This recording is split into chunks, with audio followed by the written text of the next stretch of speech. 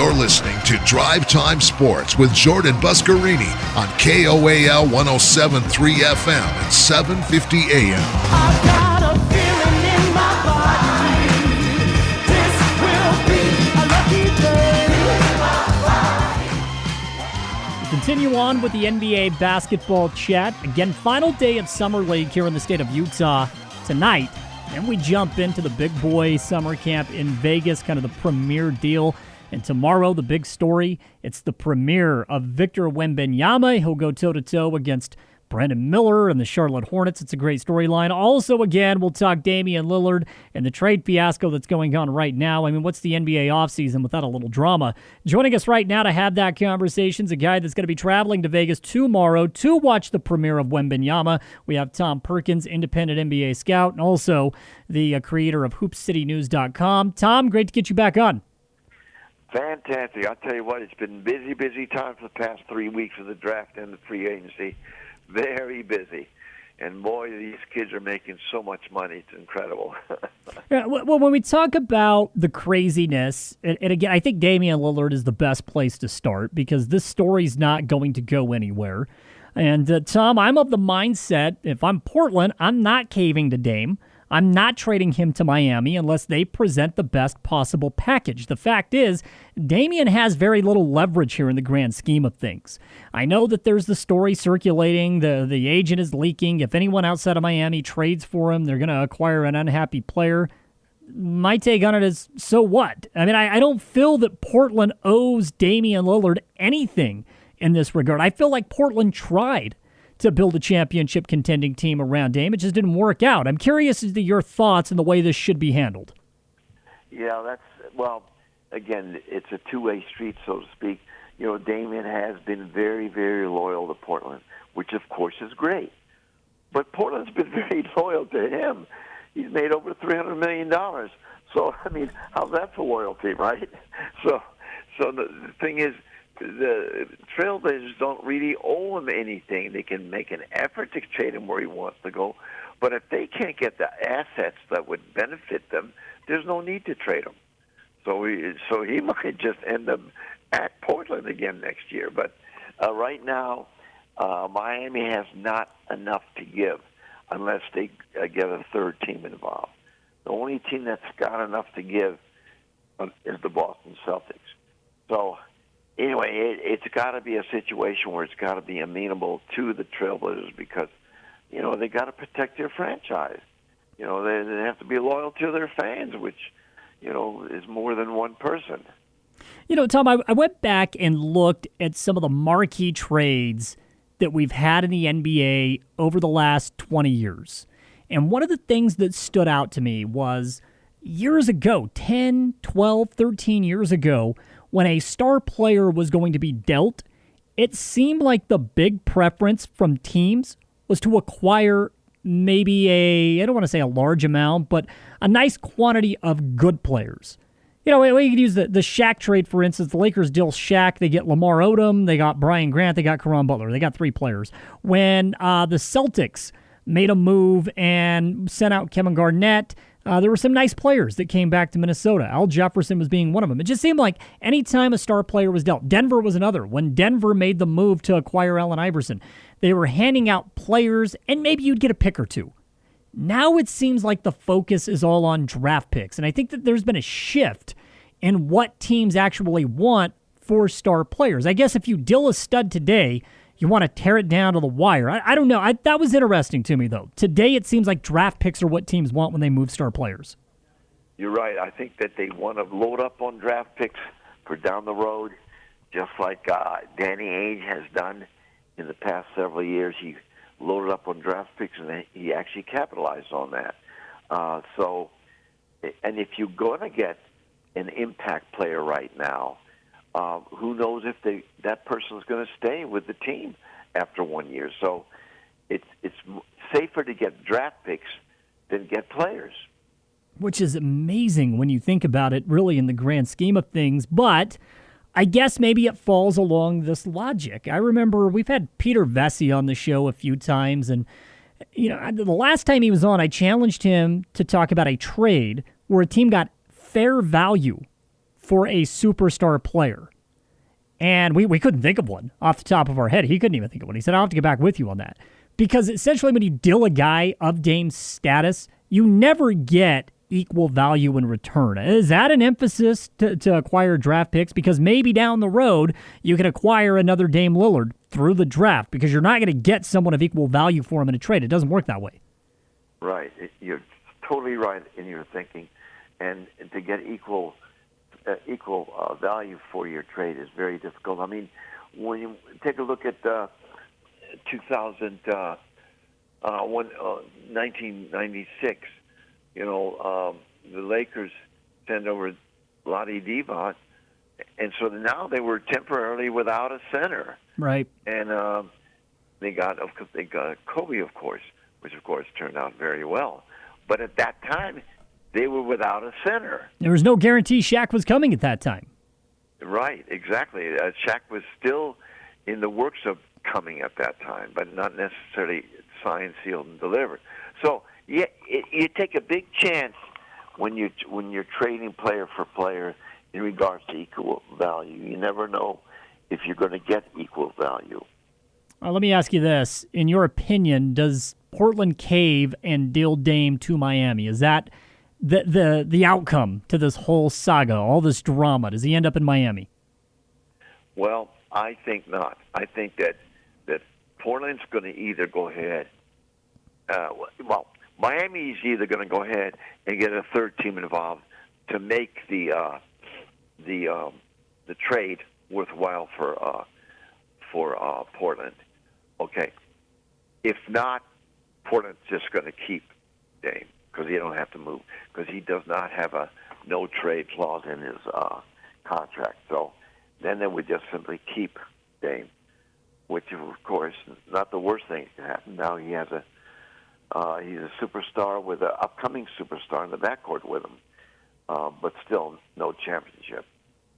Again, our guest right now, Tom Perkins of HoopCityNews.com, as we talk the latest rumblings in the NBA. Tom, I mentioned you'll be on your way to Vegas tomorrow. We get the debut of Victor Wembanyama.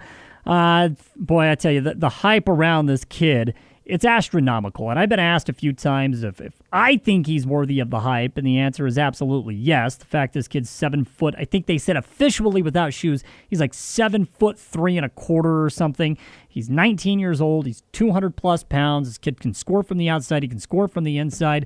He's a defensive juggernaut out of the gate. I mean, yes, he is worthy of the hype. Closest thing to a can't-miss prospect that we have had, in my opinion, coming into the draft since LeBron James all the way back in 2004. Yeah, I think you're totally right about that. I mean, this kid's got, he's got the handles of a guard. He can, between his legs, behind his back, the whole nine. Plus, he can cross over, and he's pretty fantastic when it comes to even ball handling. And then, of course, he's tall enough to be an effective passer, which he's learning more and more about by watching the Joker. Djokovic showed people that if you've got height, you can pass very well. And, he's got an outside game, inside game, the whole nine. So, yeah, he's worth every bit of that height. Now, again, he'll be tested, and people will try to rough him up, but I think that that Popovich is going to have a guy that's going to be an enforcer to protect him. With all that being said, what's your biggest concern with Wembanyama? Is it the fact that he is 7'3" plus and he only weighs 200 pounds? Does that concern you? No, not at all, because these guys have had the history of filling out. I mean, Ralph Sampson was a stick figure, but he filled out. So there's a lot of big guys that have come into the league as a stick, and they filled out as the years went by. So, no, that's not a concern. It's just a matter of, can his ankles, his knees, withstand the pounding of an NBA season. That's the big thing. Okay, and I asked that question because in Summer League over the last couple of nights, we've had the opportunity to look at Chet Holmgren. And, I mean, when we're talking weight-wise, Holmgren's under 200. I think he's like 195, but he's 7'1", so a couple of inches shorter than Wembanyama. And I know that was the biggest concern for Holmgren coming out. People were concerned about his weight. Yeah, well, that is a concern. But then, As long as they don't get injured early, they'll be okay. But that injury may happen any second because of all the pounding. It's very difficult on regular-sized feet or ankles, knees to withstand all that. So, yeah, that's a little bit of a question mark there in regards to how they withstand the pounding of an NBA season or even a 10-game season. Give me your assessment of Holmgren and what you've seen so far. I don't know if you've paid close enough attention to him, but the fact is, I mean, a lot of hype around this kid. I know he was the second pick in the 2022 draft. We didn't get to see him last year. Got to see him a little bit in Summer League. Essentially, it's his rookie season this year. It's as if Oklahoma City had another top 3 pick this season with Holmgren finally getting on the court. Yeah, Holmgren, he's always been very talented. And, he's now coming into his own. A lot of times, guys get picked real high, first, second, third, fourth, fifth, and they don't show real well in the first season or two. But then the third or fourth season is when they really come around. So Holmgren is he's gonna go ahead and be a contributor for the next 10 years, I think. And judging from his play in the Summer League so far, it's pretty obvious he's gonna prosper. Tom, outside of Wembanyama, I know right out of the gate we get to see him against Brandon Miller, right? That's a great storyline. What else are you looking forward to at Summer League when you're down in Vegas? Well, you got Scoot Henderson, who's going to be, he's also destined for stardom. And then, of course, the mystery of the draft is the kid named Cam Whitmer. And so, there was some question mark about his medical health and stuff, and so people shied away from that. But a lot of times, general managers and agents, they float this stuff out just to make, just to move a person or to keep them away. It's typically the way it happens. We've seen that for years, right? Agents, the one thing that I think gets overlooked, Tom, this is an agent-driven league. And, when I first got in to covering the NBA, we got to go all the way back to 2010. I had been told that. I didn't want to believe it. But it's true. It is an agent-driven league. It's not a player-driven league. It's an agent-driven league. This goes all the way down from shoe contracts up to player movement. Agents drive this league. Yep, they do. They sure do. And they'll float things out there, and people will take it for gospel. So, and like this whole business of that if you trade for Dame, you'll get an unhappy player if it's not Miami. That's not necessarily the case. And you think for a second that Dame's not going to play, for example, and give up all that money? No. That's what I'm saying. No, you're 100% right. This idea that Dame has leverage, I don't buy it for 1 second. And when we're talking about draft assets, I'm not saying it would happen, but the Jazz have at least got a call on Lillard, right? I mean, there's the history that he has here in the state of Utah. He's beloved in this state. He has been since his Weber State days. This was a competitive team. They hovered around the 8 or 7 spot until they made a big splash at the trade deadline and acquired more picks. I mean, if it's draft assets that Portland wants, the Jazz have to have at least checked in on Dame. Yes, they do. They definitely have to check in on him for sure. And, of course, the Jazz they're a much better destination than Portland. That's the whole problem with Portland. It's not a great destination. I mean, they're not a championship town. And, it rains all the time and this and that and the other, bad weather. And so a lot of free agents don't want to go there. Tom, let me ask you this in regards to Summer League in Vegas. You make the trip yearly, correct? Yes. Okay. I always had this vision that because I've never been to Summer League in Vegas. We go every year in Utah, but I've never gone to Vegas. I've had this idea that the NBA has created almost a hotbed for team execs to get together, talk, discuss things. I almost view it from an executive standpoint as winter meetings in Major League Baseball, where you see a lot of things get done. Am I off in that assessment, or do teams actually use this not only for Summer League to get together and watch some of these young guys, but at the same time, it's a chance for execs to communicate and connect with one another? Is that true?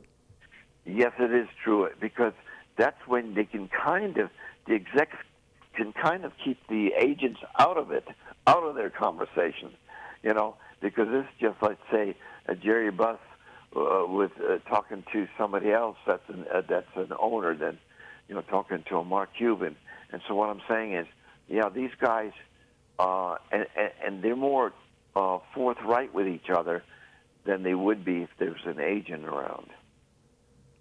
Tom Perkins, again, of HoopCityNews.com, taking out the time to join us. Tom, I want you to make sure you enjoy your time in Vegas. I know you're going to be busy. Travel safe. In the meantime, what do we have cooking at HoopCityNews.com as far as some of the off-season tidbits and news and notes? Well, for sure, I'm going to be writing about the summer league in Vegas, and I'll be kind of charting the players as they go through their early camp, and who gets invited from the summer league to be going to the parent team. Like, there's a lot of really good talent. The Lakers have some talent. If you would call them second or third round draft choices, which there is no third round. And so they're trying hard to make those teams. So that's pretty much pure basketball, that summer league, because those kids are fighting for a job.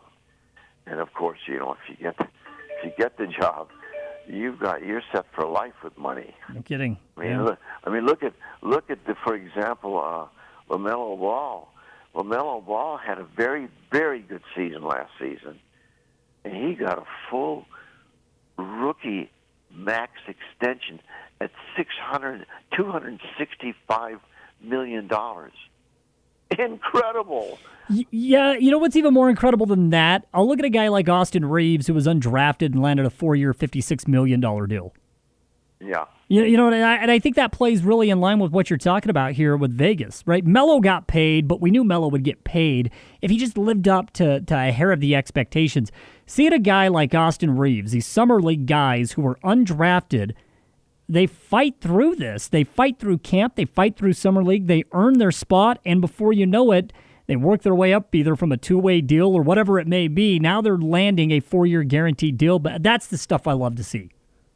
Yeah, that's a beauty about kids developing like an Austin Reeves, because he's got a nice future ahead of him, and he's learned how to actually penetrate, work the ball in the paint, and be effective there. Whereas you would think that his size would make him not effective, but he is effective. So it's a great thing that the Lakers signed those free agents, like Austin and Rui Hachimura. Rob Pelinka has done an amazing job. He has. Amazing job. And so you better keep your hats off to him. That he knows what he's doing. Although I'm not sure getting Gabe Vincent is quite enough, because let's put it this way: the free agents that they sign are good enough that if both LeBron and Anthony Davis stay healthy throughout, that could put them over the top. But we all know those two will not stay healthy throughout the whole year. Yeah. So, yeah, it's a big if. A big if. Yeah, that's a fact. So it'll be real interesting. And look, you take the Warriors, for example. They needed to get bigger, too. Yeah. And what do? They draft a 6'5" shooting guard. Now, they're in the ball game with still getting Dario Saric, who is a legitimate 6'10.5" guy and a shot blocker. And if they get him, that would help change that team. But they need to get bigger, too, not just stay talented, not just go with the famous big three, Draymond and Clay and Steph. No, they need to get bigger, too. And then also, here's a big suggestion I made to Steve the other day. You make Kevon Looney shoot 500 shots a day, 500, nothing less, and make him a reliable 15 to 17-foot shooter. Doesn't have to shoot threes, but 15 to 17 feet, if he can shoot, somewhere around 40% from that distance, that's going to help them. So they've got to go ahead and improve on size, and Kevon Looney's got to go ahead and present an offensive threat. He's Tom Perkins, always kind enough to join us for an NBA basketball talk. Tom, I'd love to get back with you when you return from Vegas, get a recap and some news and notes from Vegas. In the meantime, you enjoy Summer League, and we'll talk again real soon. Fantastic. Always enjoyed, Jordan. It's always enjoyable. We're going to pause for just a moment. We'll come back, put the final touches on this edition of Drive Time Sports right after this.